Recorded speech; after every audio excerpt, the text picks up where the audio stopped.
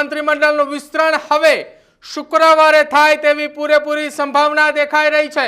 શુક્રવારના રોજ વિજય મુહૂર્ત દરમિયાન મંત્રીમંડળનું વિસ્તરણ શક્યતા, કેમ કે આવતીકાલે રાજ્યપાલ હરિયાણાથી વાયા દિલ્હી ગાંધીનગર પહોંચશે અને મુખ્યમંત્રી ભૂપેન્દ્ર પટેલ આજે અમદાવાદ અને ગાંધીનગરના કાર્યક્રમમાં વ્યસ્ત છે।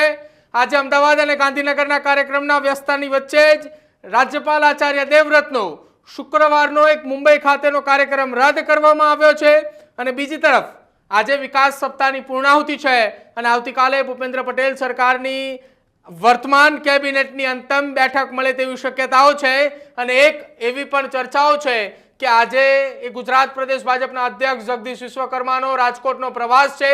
જો કે તેમનો આવતીકાલ અને પરમ દિવસ એટલે ગુરુવાર અને શુક્રવારના કોઈ પ્રવાસ અંગે નિર્ણય હજી નથી લેવામાં આવ્યો।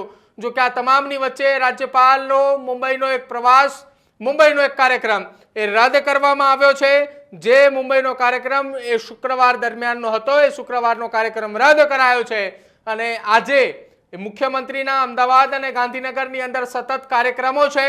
આવતીકાલે એ મુખ્યમંત્રી ભૂપેન્દ્ર પટેલનો પણ એક કાર્યક્રમ મુંબઈ ખાતે હોવાની વાત છે, પરંતુ હજી તેને લઈને સત્તાવાર કોઈ જાહેરાત નથી કરાઈ। પરંતુ આવતીકાલે મોડી સાંજે આચાર્ય દેવવ્રત કે જેઓ ગુજરાતના રાજ્યપાલ છે તેઓએ વાયા દિલ્હી થઈને ગાંધીનગર પરત ફરે તેવી શક્યતાઓ છે।